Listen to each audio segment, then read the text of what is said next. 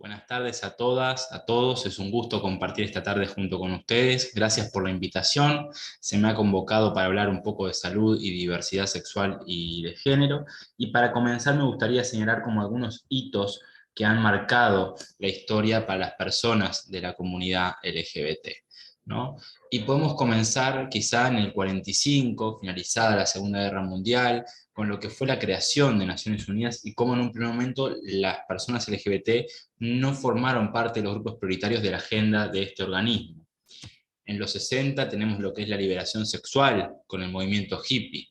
En el 69 el hito de Stonewall en Nueva York, donde surge el lema Gay Power y toma mucha fuerza el activismo LGBT en defensa de los derechos de las personas. De hecho, ya durante los 70 surge en la región norte de los Estados Unidos el concepto gay, asociado a lo alegre, a lo divertido, para resignificar y reivindicar esta identidad aprendida a evaluar desde edades tempranas y para diferenciarla de lo que era una categoría médica, la homosexualidad, asociada a algo predominantemente negativo. Ya en esa misma década surgen los Lesbian and Gay Studies, es decir, los estudios lésbico-gays. Empieza a haber una sinergia entre lo que es la academia y lo que es el movimiento social más que nunca, aunque ya había habido antecedentes en otros lugares del mundo varias décadas atrás. Ya en los 70 deja de ser la homosexualidad objeto de estudio para buscar su causa y un tratamiento, es decir, que haya una cura gay, y empieza a ser objeto de estudio la homofobia, tanto en su cara internalizada, es decir, cuando el propio sujeto, cuando la propia persona entiende que ser gay o lesbiana o trans o bisexual es algo erróneo, es algo pecaminoso, es algo amoral, y también en su cara sociocultural, es decir, cómo la homofobia circula por lo social, cómo es institucionalizada en las instituciones, justamente, valga la redundancia, y pensar sobre todo en instituciones claves, como pueden ser las educativas, las sanitarias, las laborales. En ese sentido, ya en el 73, la APA, la Asociación de Psiquiatría Americana, elimina por votación a la homosexualidad de su lista de trastornos mentales. Esto es muy interesante pensando en lo de la salud, porque uno pensaría que esto sucedió hace mucho, mucho tiempo, y sin embargo es algo de la historia reciente de la humanidad. Ya en los 70 y en los 80 surge un enojo con académicos, académicas, por ciertos estigmas que se construían y cierta violencia epistémica que se cometía porque eran personas blancas, heterosexuales muchas veces, cisgénero, que básicamente producían conocimiento sobre la comunidad y de un lugar que generaba más perjuicios que beneficios. Siempre coloco una anécdota que es de Sabin Williams, un académico americano que estaba buscando gente para entrevistar como parte de uno de sus proyectos, y un chico de 14 años le dice: mire, Sabin, la verdad que no sé si formo parte de la muestra, porque en realidad aún no he intentado suicidarme. Entonces, es una década donde cada vez que se hablaba académicamente de personas LGBT, se hablaba de trastornos mentales, se hablaba de consumo problemático de sustancias psicoactivas, se hablaba de suicidios, y esto llevó a ciertos sesgos, porque además sabemos las relaciones de poder que existen entre el norte y el sur, y en el marco de la globalización, esta forma de producir conocimiento se fue diversificando, masificando por todo el planeta, ¿no? Entonces producíamos conocimiento con un sesgo del norte que daba cuenta de una realidad local, nacional, pero que quizás no era la realidad de todas las personas LGBT. De hecho, en ese momento aquí estaban siendo víctimas del terrorismo de Estado y siendo muy perseguidas las personas de la comunidad en esto, ¿no? De revertir ciertas visibilidades en los espacios públicos y lo que tenía que ver con cierta corrección vinculadas a las expresiones de género no heteroconformes o disidentes, si le quieren llamar. Ya en los 90 la OMS excluye a la homosexualidad de su lista de enfermedades, o sea, estamos hablando de 3 décadas, y en los 90 empieza la heteronormatividad a ser objeto de estudio, también surge la teoría de queer, bueno, hoy en la contemporaneidad, sin lugar a duda, Judith Butler, Paul Preciado son como de sus máximos exponentes. Se consolida la sigla LGBT, se coloca la L delante, intentando visibilizar a las lesbianas, históricamente silenciadas, ¿no? En un espacio periférico dentro de la propia militancia por los derechos de estas personas. También en los 90 surgen los estudios trans, aparece el prefijo cis como parte de desnaturalizar o desnormalizar esto de personas trans y normales por otro lado.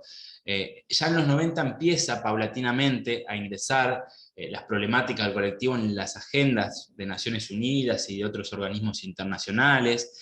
Ya en el nuevo siglo empieza la lucha por la despatologización de las identidades trans, por el reconocimiento de la intersexualidad como otra forma de ser, de estar en el mundo. Hay un movimiento muy fuerte en el 2009 llamado Stop Trans Pathologization. Pueden buscar información. Miquel Misé, Gerard Colplanas desarrollan muy bien todo esto. En el 2006 se celebran en Indonesia los principios de Yogyakarta, que hasta ahora es el instrumento del derecho internacional más potente, que defiende, que le da garantía, que ayuda a comprometer a los estados en la defensa de los derechos de las personas LGBT. En la región veíamos nuevos marcos de legalidad de la mano de los gobiernos neopopulares. Podemos pensar en el Frente Amplio aquí en Uruguay, en el PT en Brasil, en lo que fue el Frente para la Victoria en Argentina. Y actualmente, bueno, vemos algunas amenazas contemporáneas en base a la evidencia que muestran los últimos informes, tanto de la Corte Interamericana de Derechos Humanos como del Tribunal Europeo de Derechos Humanos. Y hay algunos desafíos vinculados a la salud. Tenemos, por un lado, que aún existen en la región y en Uruguay de forma muy aislada terapias de conversión, donde se posicionan desde un paradigma patologizante para pensar la diversidad sexogenérica. Tenemos también que en el caso de las identidades trans, despatologización no implica desmedicalización y hay una fuerte intervención sobre los cuerpos y un fuerte control que a veces afecta a la noción de autonomía. Tenemos que muchos psicólogos, psicólogas, psiquiatras han sido formadas en la vieja escuela y por ende aún hoy de forma consciente e inconsciente presentan ciertos preconceptos negativos hacia la diversidad sexogenérica y que esto se traduce en malas praxis en espacios de consulta, que aparecen en la narrativa de las personas que consultan en el CRAM y por fuera de CRAM. También poder diferenciar lo que son praxis basadas en homo-levo-transfobia de lo que son praxis clínicas basadas en la homo-lesbo-transignorancia. Muchas veces estas cuestiones tienen que ver por desconocimiento de causa y no por una intencionalidad de causar un daño a propósito, ¿sí? También aún hoy hay una fuerte prevalencia de algunos trastornos en población que se ven aumentados, como puede ser ansiedad, depresión, algunos trastornos alimentarios. En el caso de los varones gay o bisexuales suele predominar anorexia, bulimia. En el caso de las chicas lesbianas o bisexuales, lo que es sobrepeso, obesidad. También hay un consumo aumentado de tabaquismo. La tasa de suicidibilidad es 4 veces mayor. Entonces, sin lugar a duda, ser LGBT, la orientación sexual, la identidad de género, incluso la expresión de género, que es un condicionante mayor para sufrir discriminación, son condicionantes de la salud y hay que, condicionantes sociales, ¿no? Y hay que atenderlos, hay que darles prioridad, porque generan consecuencias en la vida diaria de las personas y sobre todo generan desigualdades en la vida cotidiana en diferentes espacios por los cuales las personas circulan. Y en ese sentido, durante la década de los 80, surgió en Estados Unidos la psicología afirmativa como una forma de trabajo justamente desde un lugar no tradicional y que busca reivindicar, reafirmar desde un lugar positivo la orientación sexual no heterosexual y las identidades de género no cis y tal, ¿no? Y después debemos de recordar que en el 2008 la salud es un derecho en Uruguay, con la entrada en vigencia del SNIS. Debemos recordar que la reforma introdujo cuestiones vinculadas a la universalidad, a la accesibilidad, a la equidad, a la calidad de atención, a la promoción y prevención integral, a través del trabajo en equipos interdisciplinarios, por lo cual también en base al código de ética vigente de los psicólogos, cualquier práctica discriminatoria viola estas normativas nacionales vigentes. También debemos recordar las leyes que tuvieron que ver con la defensa de la salud sexual y reproductiva, todo lo que tiene que ver con matrimonio igualitario, con la ley integral trans, con la que permite adopciones a parejas homosexuales, o incluso a personas no heterosexuales ni cisgénero que estén solteras, lo que fue el trabajo de los proyectos Centros de Salud Libres de Homofobia, cómo esto se conectó con otras iniciativas vinculadas al trabajo sobre VIH-Sida, todo lo que tuvo que ver después con la guía en el 2015 de salud y diversidad sexual para profesionales de la salud, lo que tuvo que ver también con las nuevas prestaciones en el ENIS de salud mental, la nueva ley de salud mental, lo que tiene que ver con el acceso a tratamientos médicos que reafirman la identidad de género para personas en los subsectores públicos y privados de salud. Entonces, básicamente, se han ido generando como avances, lo cual no quiere decir que aún hoy no haya brechas en el acceso y en lo que es la percepción de calidad de atención entre población hetero, cis y trans, o con alguna variante de género y no heterosexual. Y allí es que trabajamos. Y también por eso es que surge CRAM. Y ahí vamos a presentar en este momento el CRAM, ¿sí? Que me parece importante que ustedes conozcan este recurso que tenemos, y voy a compartir pantalla. Entonces, ¿qué es el CRAM? Bueno, primero se llama Centro de Referencia Amigable, ¿sí? Surge en el año 2014, es un convenio vigente entre lo que es la Facultad de Psicología de la Universidad de la República y el Ministerio de Desarrollo Social. Está dirigido a población LGBT residente en Uruguay, y como servicio universitario brinda atención psicológica de gente de ACE, gente de mutualismo, gente de seguros privados de medicina. Y ahí avanzamos un poquito más. ¿Por qué es importante que exista acá? Por todo lo que hemos venido hablando. Porque en realidad, en ese momento se comprobaba a partir de la narrativa de personas, se comprobaba a partir de las personas que se acercaban a, por ejemplo, el Departamento de Diversidad del Ministerio de Desarrollo Social, la mala experiencia de atención en salud mental y estos prejuicios que trascendía a los profesionales de la salud, sino que también estaban presentes en el personal administrativo, que muchas veces son la puerta de entrada y la principal barrera para el acceso. El objetivo del CRAM es brindar un espacio de consulta, de orientación, de atención psicológica a la población LGBT desde un paradigma de derechos humanos que contemple la perspectiva de género, de diversidad, y eso va a garantizar el reconocimiento de la orientación sexual, de la identidad de género, de la expresión de género, de usuarios, usuarias, usuaries en los espacios de consulta. Y el servicio busca fortalecer la capacidad de dar respuesta institucional, articulando por un lado la atención en salud mental a la población LGBT con el desarrollo de estrategias de prevención en salud. Hoy agregaríamos lo que es promoción de salud, de derechos, de cultura LGBT en entornos digitales, la producción de conocimiento, sobre todo haciendo investigación clínica e investigación social, y la formación de recursos humanos. Cuando hablamos de investigación clínica, es importante señalar que CRAM forma parte del CICPE, del Centro de Investigación en Psicología Clínica de la Facultad. Y las intervenciones psicosociales que se promueven en CRAM son sensibles al género y en el sentido más amplio pretenden ser transformadoras de las relaciones de género. En CRAM se cumplen con las 3 funciones universitarias, hay enseñanza de grado y de posgrado, se brindan prácticas preprofesionales a estudiantes avanzados en la licenciatura en psicología, pasan 24 practicantes por año, se ofrecen seminarios electivos ya avanzado bastante el grado, se ofrecen cursos de formación permanente en el campo de la salud mental y de la educación. y se cumple con todas las normativas éticas inherentes a la atención e investigación con seres humanos en Uruguay. En este sentido, en el último tiempo se ha ido produciendo conocimiento sobre diferentes temáticas: bullying LGBT-fóbico, asexualidad, VIH y vida sexual, telepsicología más reciente a partir de lo que surgió en la pandemia.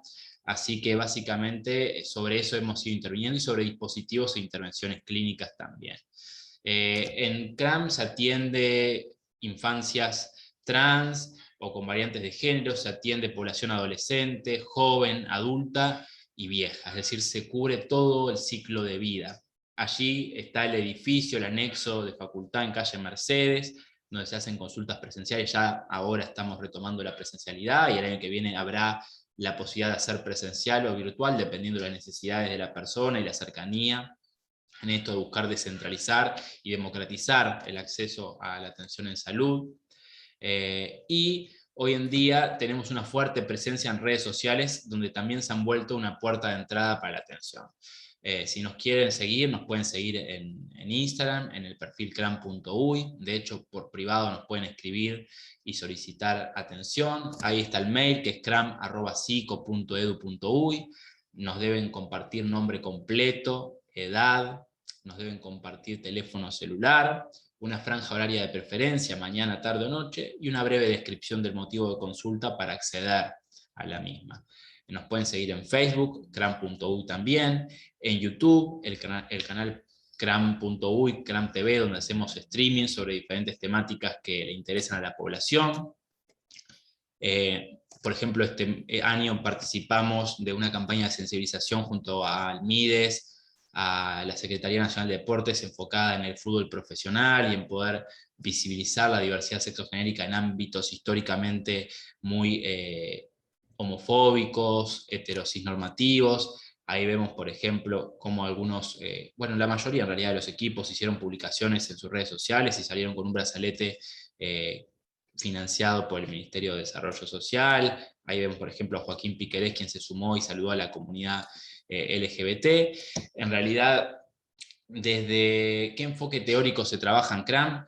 Básicamente desde la psicología afirmativa, como les decía, pero tomamos insumos desde el del psicoanálisis, de la cognitivo-comportamental, y actualmente tenemos sobre todo dos prestaciones disponibles, ¿sí? Por un lado, lo que tiene que ver con psicoterapia, que es la prestación más demandada, que la persona puede acceder hasta un año gratuito de psicoterapia. Las consultas son atendidas por una dupla de estudiantes avanzados o una combinación de estudiante y docente.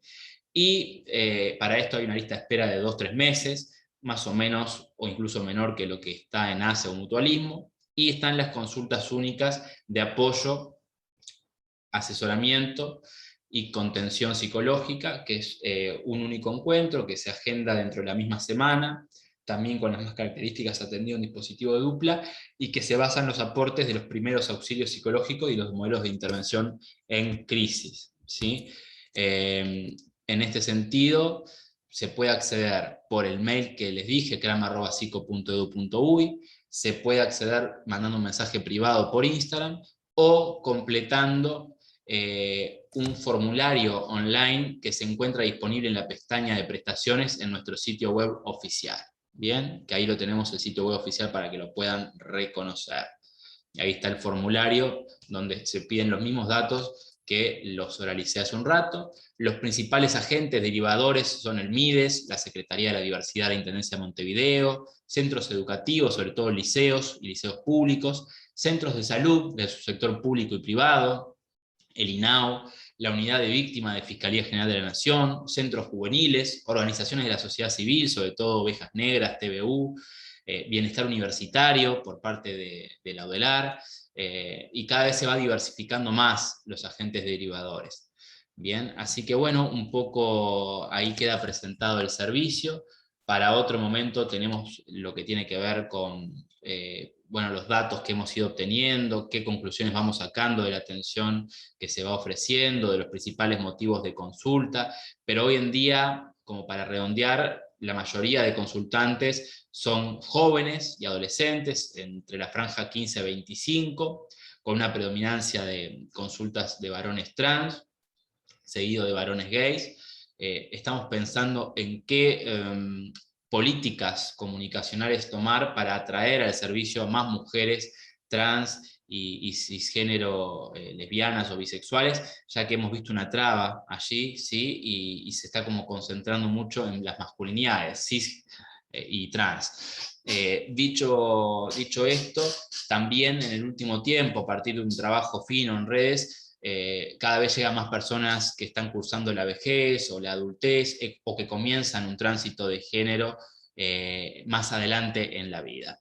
En este sentido, muchas de las consultas únicas también son solicitadas por padres, por madres, quienes se enteraron recién de la orientación o identidad de género de sus hijos, hijas, y que buscan un espacio allí de contención, de ayuda, de poder definir una estrategia de afrontamiento asertivo, de poder pensar juntos desde dónde acompañar. Así que eso es CRAM, les esperamos en nuestras redes, que interactúen, quedamos abiertos a recibir derivaciones, y en otro momento profundizaremos en conceptos clásicos como orientación, identidad, expresión de género y tal, pero hoy creíamos que era importante como poder hacer un encuadre general de las cuestiones de salud, de diversidad y de lo que era CRAM. Desde ya muchas gracias y nos encontramos el jueves en el encuentro sincrónico. Saludos grandes.